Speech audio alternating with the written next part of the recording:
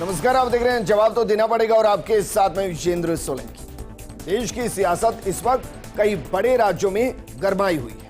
मसलन पश्चिम बंगाल के अंदर जो कहा जाता है कि चुनाव के दौरान वहां रक्त रंजित चेहरा नजर आता है, चुनाव के परिणाम के बाद वहां रक्त रंजित चेहरा नजर आता है। इस बार चुनाव के दौरान वहां काफी हद तक हिंसा को रोकने की कोशिश की गई, लेकिन चुनाव खत्म होने के बाद, परिणाम आने के बाद वहां अब तक 2 बीजेपी के कार्यकर्ता और 1 टीएमसी के कार्यकर्ता की जान जा चुकी है। इन सब के बीच ममता दीदी का यह कहना कि वो मुख्यमंत्री की कुर्सी नहीं छोड़ेंगी, क्या वाकई में ऐसा हो सकता है?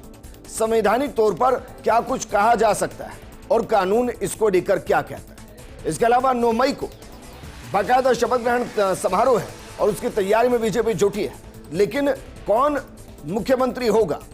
क्या इसका फैसला अंतिम वक्त में होगा और क्या इसको लेकर सियासत पश्चिम बंगाल की गर्माती रही? इसके अलावा जरा सोचिए, असम के अंदर तीसरी बार बीजेपी आ चुकी है, वहां भी शपथ ग्रहण समारोह होना है। हिमंत बिस्वा शर्मा इस्तीफा दे चुके हैं, लेकिन क्या वापस वही मुख्यमंत्री पद की शपथ लेंगे या चेहरा बदल जाएगा? इस पर भी सस्पेंस है। इसके अलावा तमिलनाडु को जरा सोचिए, टीवी के सरकार बनाने का प्रपोजल राज्यपाल को सौंप चुकी है, लेकिन क्या वाकई में कांग्रेस के साथ वो सत्ता में साझेदारी देगी?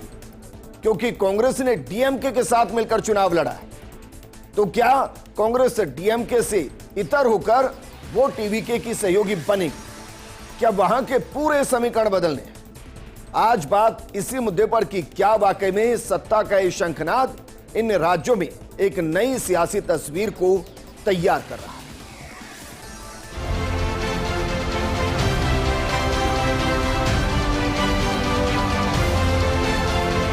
एक राष्ट्रवादी डबल इंजन सरकार आ गया है, विकास करेगा, प्रगति करेगा, तरक्की करेगा।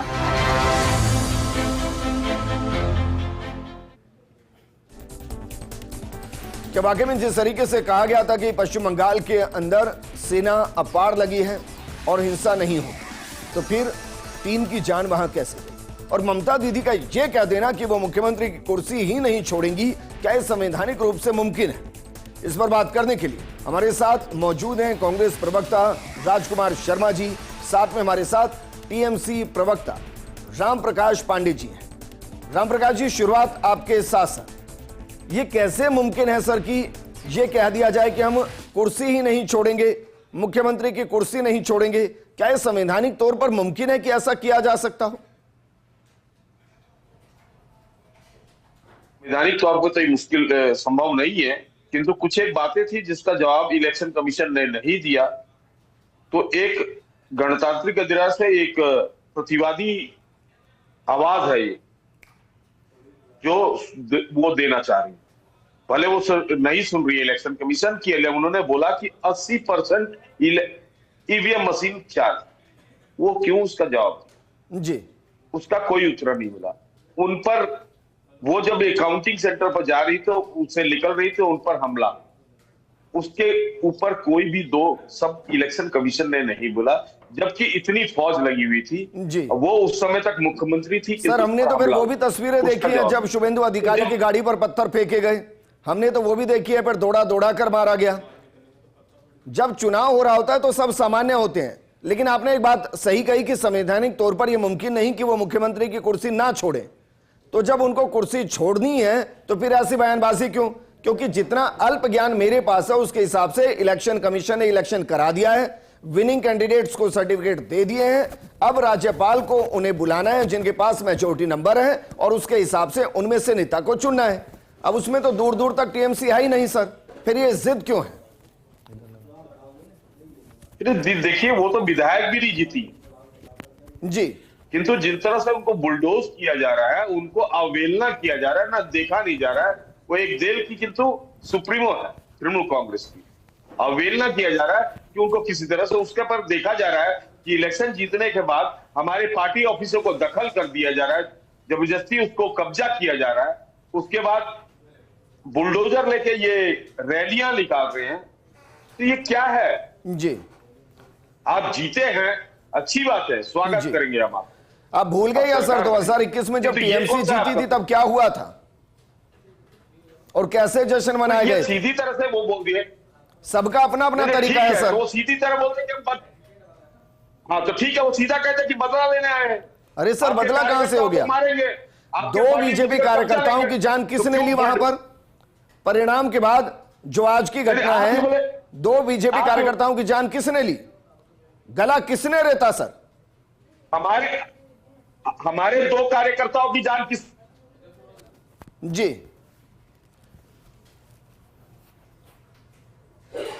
चलिए वापस मैं आपके पास आऊंगा। राजकुमार जी, क्योंकि पश्चिम बंगाल में सरकार तो बननी है, मुख्यमंत्री भी बनना है, लेकिन तमिलनाडु को लेकर कोई रणनीति है क्या सर?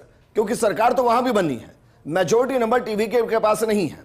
क्या कांग्रेस गठबंधन के लिए पूरे तरीके से तैयार हो चुकी है? और क्या इसमें डीएमके से भी परमिशन ली गई है? क्योंकि चुनाव तो डीएमके के साथ मिलकर लड़ा गया था, कस्में तो साथ साथ रहने की खाई गई थी। विजेंद्र जी, चुनाव हो गया है, परिणाम आ भी गए हैं। सरकार को जिनको गठन करना है वो गठन करने के लिए राज्यपाल महोदय को अपना पत्र भी दे चुके हैं। जहां तक आप तमिलनाडु की बात कर रहे हैं, तमिलनाडु में हम लोग विजय जी को समर्थन दे रहे हैं। डीएमके के साथ हमने बैठ के चुनाव लड़ा था। अब क्या होगा क्या नहीं होगा, आने वाले 1-2 दिन में आपको सब बात बता दी जाएगी। लेकिन इतना जरूर कहना चाहते हैं, कांग्रेस पार्टी तमाम 5 राज्यों में जो भी सरकार बनाने जा रहे हैं उन सबको अपनी शुभकामनाएं प्रेषित करती है कि बेहतर राज्य बनाइए, बेहतर सेवा करे राज्य की। हिंदुस्तान की, राजस्थान की या जो भी चुनाव हुए जिन जिन स्टेट्स में, उन तमाम जनताओं ने आपको मैंडेट दिया, आप सेवा करें वहां पर। नहीं, लेकिन राहुल गांधी ने ट्वीट किया, राहुल गांधी ने कहा भाई केरल के अंदर जनता ने जो अपार समर्थन दिया उसके लिए वो कृतज्ञ हैं और केरल जाकर सबको अप्रिशिएट करेंगे, धन्यवाद देंगे। और नीचे लिखते हैं फिर वो कि भाई असम और पश्चिम बंगाल में जो वोट की लूट हुई है उसके वो खिलाफ हैं। अब केरल में तो सब अच्छा हो गया और जहां आप हार गए वहां आपने वोट लूट का आरोप लगा दिया। ये दोहरा चरित्र सर देश में कब तक रहेगा? दोहरा चरित्र तो भारतीय जनता पार्टी करती है। राहुल गांधी बार बार यही तो कह रहे हैं कि महाराष्ट्र में क्या हुआ था, हरियाणा में क्या हुआ था, और राज्यों में क्या हुआ है, क्या और हुआ है, राज्यों में सर? भविष्य में क्या होगा। मतलब केरल में ये क्या हुआ चिंता का बताइए? विषय है। तमिलनाडु में क्या हुआ ये बताइए? चिंता का विषय है। अरे तमिलनाडु में क्या हुआ है? केरल चिंता का में- विषय है। केरल में कांग्रेस का आना चिंता का विषय है। भारतीय यूडीएफ का इतनी मेजोरिटी के साथ वहां जीतना ये देश के लिए चिंता का विषय है। भारतीय जनता पार्टी के मंसूबे केरल में और तमिलनाडु में पूरे नहीं हो पाए। हम वहां मुस्तैद रहे, कहीं हम कमजोर रहे, वहां भारतीय जनता पार्टी फायदा उठा गई। गजब ही कर रहे हैं सर। फायदा उठाना जानती है गजब ही भारतीय जनता करते पार्टी। भारतीय जनता पार्टी की जो एजेंसियां हैं वो भी बहुत बेहतर, बहुत दिमाग वाली हैं, बहुत बेहतर है, बहुत दिमाग वाली है। अगर चाणक्य भी अगर जिंदा होते तो वो कहते मुझसे भी ज्यादा ज्ञानी कौन है गया इस हिंदुस्तान में, इस दुनिया में। कौन है? लेकिन फिर राहुल भी हम गांधी। मुस्तैद रहे, हम मुस्तैद रहे। तमिलनाडु आप मुस्तैद किसका रहे, जिक्र कर रहे हैं? हम राहुल केरल में गांधी का? मुस्तैद रहे तो इनको कामयाब नहीं होने दिया हमने। और राज्यों में हम थोड़ा कम मुस्तैद रहे, वहां इन्होंने पूरा भरपूर फायदा उठाया और आप रिकॉर्ड भी देख रहे हैं। और बंगाल के सीएम तो इस्तीफा तक नहीं दे रही है, वो तो बहुत खुले में आरोप लगा रही है कि 100 सीटें मेरी ले ली जबरदस्ती।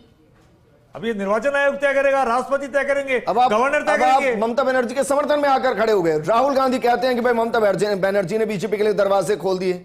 इतनी कंफ्यूज क्यों रहती है कांग्रेस ऊपर से नीचे तक? समर्थन वाली बात नहीं है, जो उन्होंने कहा है वो बात मैंने दोहराई है कि 100 सीटें ले ली है, इस्तीफा नहीं दिया है, गवर्नर तय करेंगे, निर्वाचन आयोग तय करेगा, अरे सर, राष्ट्रपति तय करेंगे।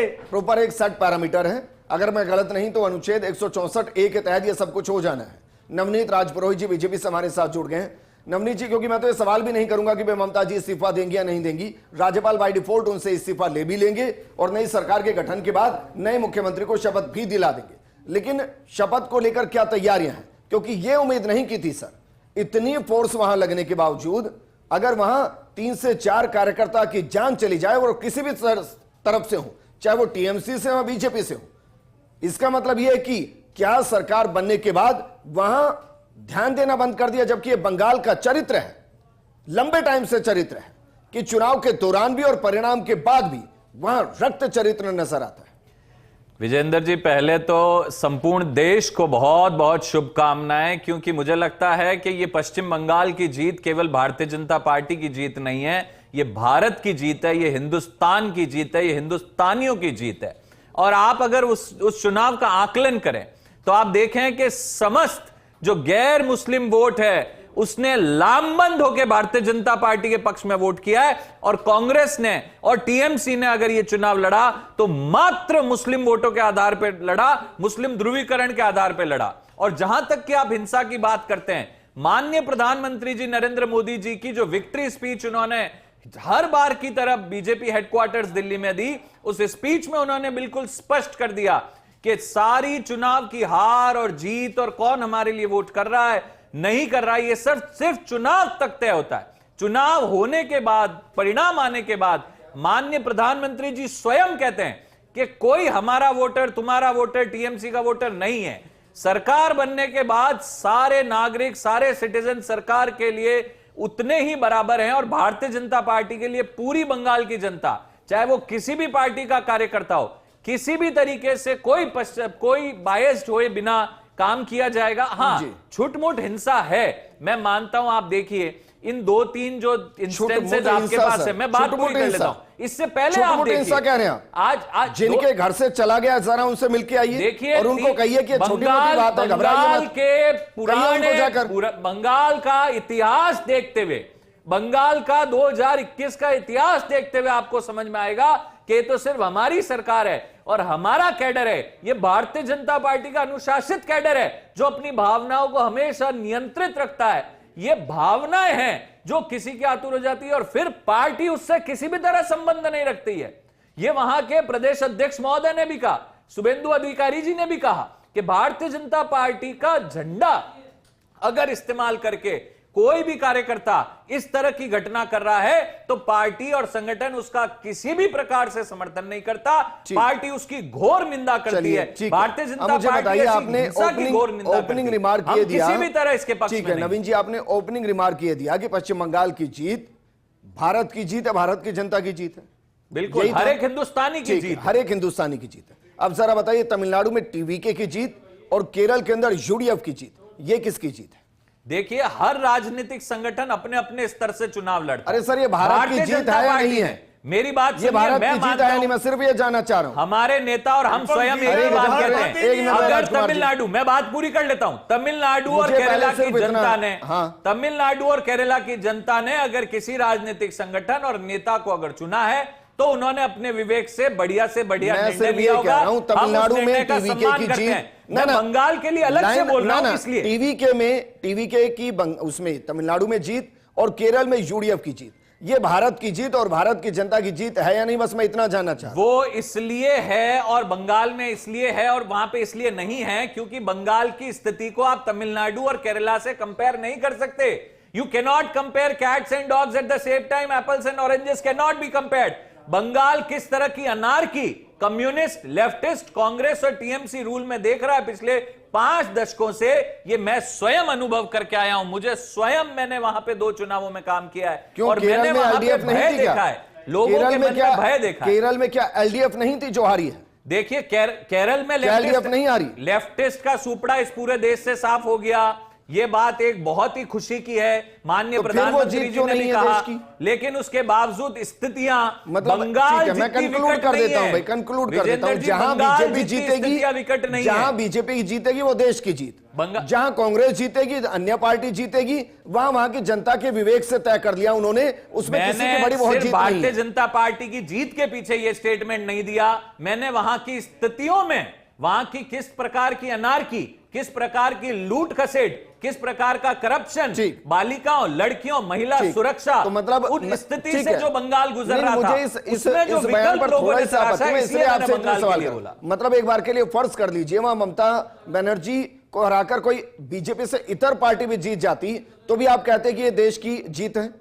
राष्ट्रवादी पार्टी जीतेगी तभी देश की जीत होगी, तभी हिंदुस्तानियों की जीत होगी। राष्ट्रवादी नहीं और भारतीय जनता पार्टी एकमात्र पार्टी है, बिल्कुल मैं गर्व से कहता हूं, राष्ट्रवादी नहीं है। कांग्रेस किसी भी तरीके से राष्ट्रवादी पार्टी नहीं है। कांग्रेस के आसाम में 20 विधायक जीते हैं, 18 मुस्लिम विधायक हैं। कांग्रेस के 2 विधायक बंगाल में जीते हैं, दोनों के दोनों मुस्लिम विधायक हैं। कांग्रेस दूसरा नाम मुस्लिम लीग है आज के डेट में। तो आप ये कह रहे हैं कि देश के अंदर अगर कोई मुस्लिम विधायक जीत गया तो वो राष्ट्रवादी नहीं है? केवल मुस्लिम वोटों के ध्रुवीकरण से बोल रहा हूं, वो राष्ट्रवादी नहीं है। मैं कह रहा हूं केवल मुस्लिम वोटों के ध्रुवीकरण से जीत रहे हैं। नवनीत राजपुरोहित जी नहीं, आप मुझे बताइए ना, चलिए अगर आप ध्रुवीकरण की बात कर रहे हैं, मैं 5 राज्यों का जिक्र करता हूं। असम में बीजेपी ने कितने मुस्लिम कैंडिडेट खड़े किए? हमने नहीं किया। तो ये ध्रुवीकरण नहीं है, 107 ये ध्रुवीकरण नहीं है। पश्चिम बंगाल में कितने खड़े किए? हमने हमेशा एक ही बात कही है, जीत के लिए जो कैंडिडेट सही लगेगा उसको टिकट दिया जाएगा। उन्होंने भी वही किया। अगर किया तो हार क्यों गए? फिर हार क्यों गए? अरे भाई फिर उन्होंने क्यों भी वही कांग्रेस किया। को आसाम में मुंह की आज खानी ये भी पड़ी? प्रॉब्लम है कि फिर मुस्लिम क्यों कैंडिडेट बंगाल जीत में- कर आ रहा है। बंगाल में 2 सीटें जीते हैं, जनाधार समाप्त, और तमिलनाडु में समर्थन देने को मजबूर हुए क्योंकि 5 सीटें जीते हैं मात्र। नवनीत जनाधार राजपुरोहित जी, समाप्त, नवनीत आसाम से जनाधार राजपुरोहित जी, समाप्त। मैं व्यक्तिगत आपको कह रहा हूं सर, आप एक पार्टी एक विचारधारा है। आप एक ही प्रोग्राम में एक वक्त ये कह रहे हैं कि प्रधानमंत्री कह रहे हैं कि जीत के बाद सबका साथ सबका विकास, और दूसरी तरफ उसी प्रोग्राम में आप ये गिना रहे हैं कि वो मुस्लिम कैंडिडेट जीत कर आए हैं, वो मुस्लिम लीग पार्टी हो गई है, हम वो धर्मनिरपेक्ष राष्ट्रवादी हैं, नहीं रहे, लेकिन कांग्रेस वो राष्ट्रवादी मुस्लिमों नहीं का रहे। ध्रुवीकरण करती है, मैंने ये कहा है। मैंने कहा आपने कहा कांग्रेस मुस्लिमों का राष्ट्रवादी नहीं ध्रुवीकरण है। करती है। हमने 10 तो क्या बार ये देश दोहरा विरोधी दिया। पार्टी है? मैं फिर स्पष्ट कर रहा हूं आपके चैनल अरे भाई, क्या पे। वो देश विरोधी किसी पार्टी भी- है? किसी भी तरीके से चुनाव जीतने के बाद, सरकार बनाने के बाद, किसी धर्म, किसी जाति, किसी भी लिंग में, किसी भी आपके क्षेत्र बयानों में कोई भेदभाव नहीं होगा। बहुत ज्यादा अंतर्द्वंद है सर, टिकट वितरण मंथन में कीजिए सर। देखिए ये बहुत अंतर्द्वंद है। विजेंद्र, मुझे भाई विजेंद्र आप जी, मुझे एक समझ बात नहीं आ रहा, बताइए। आप एक भी मुस्लिम कैंडिडेट को टिकट देंगे नहीं, वो दूसरा हमारी- दे रहा है, वो जीत के आ रहे हैं, आप उसको राष्ट्रवादी पार्टी नहीं मान चुनाव आ रहे रहे हैं, वो पूरा चुनाव आ रहे हैं। आप राष्ट्रवादी वो पार्टी 20 नहीं मान रहे सीटें- उसको। वो 20 सीटें अब मुझे आसाम समझ में- नहीं आ रहा कि मैं इस पर आसाम रिएक्शन में लूं तो 19-20 किससे लूं। सीटें जीत गए, मैं तो मुद्दे से लेकिन हटता हूं चुनाव सर, आ कोई रहे हैं बात उस नहीं। वजह से। मैं उस फिर कह रहा हूं ध्रुवीकरण का व्यक्तिगत उनको भुगतना पड़ा है। इस प्रोग्राम को आप दोबारा देखिएगा कि आपने कितनी बार कितने तरीके के बयान दिए। सर मैं इस लाइन से अलग मैंने हट रहा हूं, बिल्कुल मैं हट रहा हूं स्पष्ट इस किया। लाइन से, कोई हम बात नहीं। ध्रुवीकरण की राजकुमार राजनीति शर्मा में जी, बिलीव नहीं करते राजकुमार हैं। शर्मा जी, लेकिन कांग्रेस केरल करती के है। अंदर कौन चेहरा हो सकता है? अब ये मत कहिएगा कि विधायक चुनेंगे सर। राजकुमार जी, विजेंद्र जी, केरल में हम लोग अच्छा चुनाव जीते हैं। विधायक दल की आज या कल में बैठक होगी। हमारे जो प्रभारी हैं वहाँ के वहाँ विधायक दल की जो मीटिंग लेंगे, मुकुल वासनिक जी और राजा माखन जी वहाँ केरल जा रहे हैं, विधायकों की राय लेंगे, आला कमान का अपना मन बताएंगे, और उन दोनों के बीच में समन्वय बैठा करके निश्चित तौर पर विधायक दल का नेता का चुनाव होगा और आप सभी पत्रकार साथियों को अवगत करा दिया जाएगा। इसको उल्टा कर दूं बस मैं, कि आला कमान से वो मिलेंगे, आला कमान के मन को टटोलेंगे, आला कमान एक नाम देगा, उस नाम पर विधायकों की बैठक होगी, विधायकों को उसके लिए मनाया जाएगा और नाम दे दिया जाएगा। मैं इसको ऐसे कर सकता हूं। विजेंद्र जी, भारतीय जनता पार्टी की तरह हमारी कथनियों करने में कोई अंतर नहीं है। मत कीजिए, मत यार कीजिए। पूछ आपके लिए रहे हैं। हम तो आप हिंदू इसमें मुस्लिम भारतीय सिख जनता ईसाई पार्टी सबके के हैं। कीजिए। हम तो हिंदू मुस्लिम सिख ईसाई सबके हैं। मैंने कहा पांचों राज्यों में जो सरकार बनाने जा रहे हैं उन सबको मैंने बधाई दी है, और हमारे संस्कार भी यही है, राजस्थान में हमारे संस्कार भी यही है प्रवेशकों कि को उल्टे पांचों पैर- राज्यों में जो उल्टे मुख्यमंत्री पैर बनने जाते जा हुए रहे देखा है। हैं नरम है। उनको मत कांग्रेस कीजिए। पार्टी की ओर से बधाई। राजकुमार जी, और भारतीय नरम है। जनता पार्टी के मेरे राजकुमार जी, साथी राजकुमार कैसे जी बयान नरम दे है। रहे हैं, क्या आज सोच नरम हो भारतीय आप। जनता पार्टी की है, राजकुमार क्या जी, सोच आज भारतीय आप जनता पार्टी नरम हो। हिंदुओं को लेकर है, एक बात है। क्या भारतीय जनता पार्टी की सोच मुसलमानों को जी, लेकर है, और मैं अगर ऐसी एक- सोच है तो 10 राजकुमार लाख जी, ईदी मैंने क्यों बांटी आपके थी? साथ मेरे साथ मित्र कई ईदी डिबेट भी करी क्यों बांटी है। थी? राजकुमार जी ईदी कई क्यों डिबेट बांटी थी करी मेरे है। मित्र? लेकिन आज आप दिल्ली नरम के हैं। मुसलमान पूछ रहे हैं, हिंदुस्तान आज के आप मुसलमान थोड़े पूछ से रहे हैं, नरम और ठंडे ईदी लग क्यों रहे हैं। बांटी थी?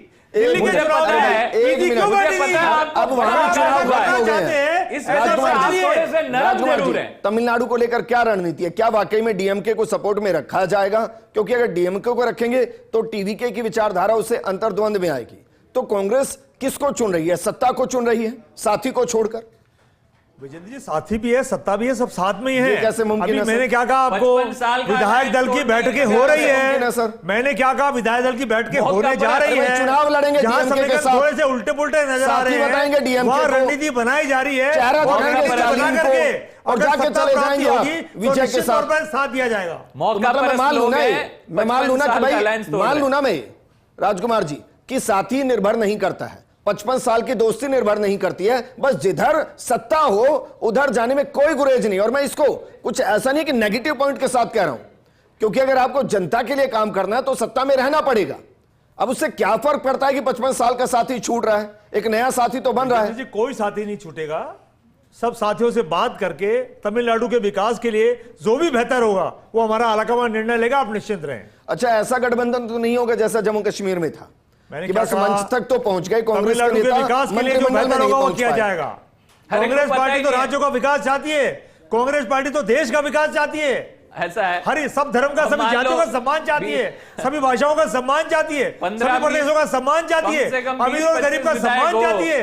हो, हम तो एक ही ये एक तय तरफ नहीं करें। चलते विजेंद्र जी, अब मारुति हम एक ही तरफ 800 चलना भी नहीं में चाहते आने देते तो हैं। MLA सत्ता हमारे लिए कोई बहुत बड़ी चीज नहीं है, सत्ता तो हम 4 बार हम लोग गए थे, राहुल 4 बार हम गए थे। गांधी बिल्कुल सही वापस बात लौट है। आए हैं या अभी नहीं लौटे हैं देश? मैंने क्या कहा आपको, थाईलैंड है। मैंने क्या कहा? अभी लौटा है क्या? भारतीय जनता पार्टी के प्रवक्ता जब जवाब दे रहे हैं आपके अरे प्रश्न का, मैं और आपसे इस पूछ रहा हूं डिबेट ना, के अंदर नेता वापस ये प्रश्न लौटाए भी या नहीं इंतजार हो रहा है? लेकिन आप और भारतीय जनता पार्टी के जवाब दे रहे हैं, आप पूछ रहे हो जवाब दे रहे हैं, तो फिर मुझसे क्यों पूछ रहे हैं? आप मैं आपसे पूछ रहा हूं, आपकी और पार्टी के भारतीय नेता जनता हैं। पार्टी को आप राहुल या- गांधी को अपनी पार्टी का नेता नहीं मानते? मैंने क्या कहा विजेंद्र जी?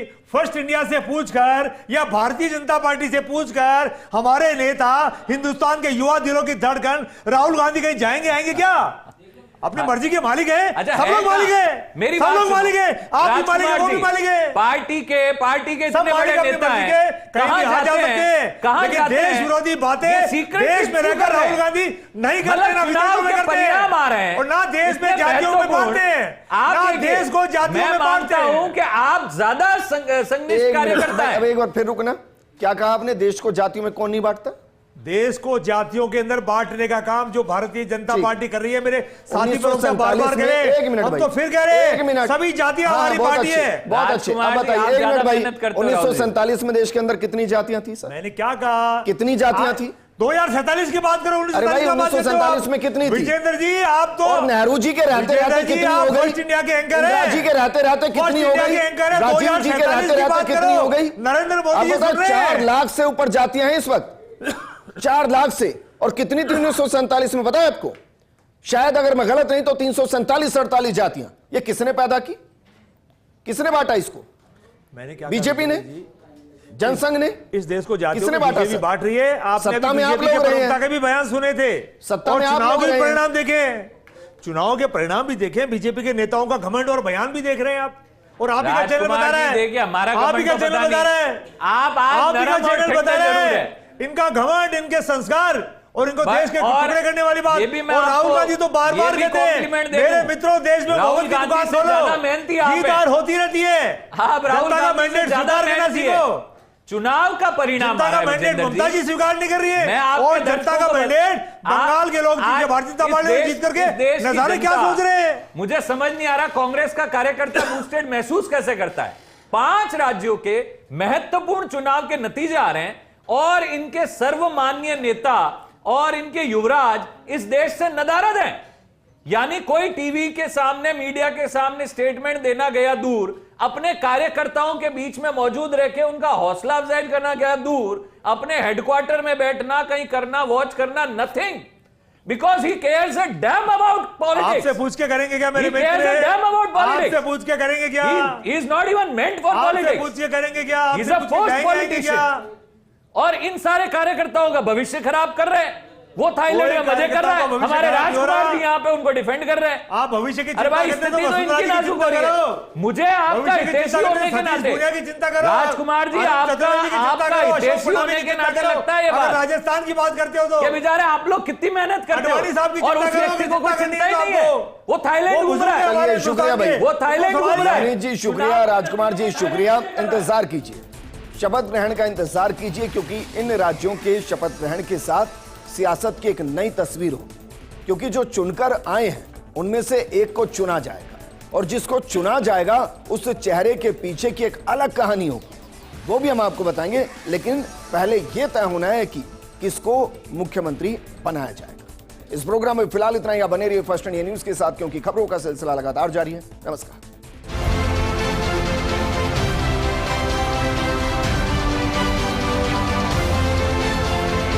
एक राष्ट्रवादी डबल इंजन सरकार आ गया है, विकास करेगा, प्रगति करेगा, तरक्की करेगा।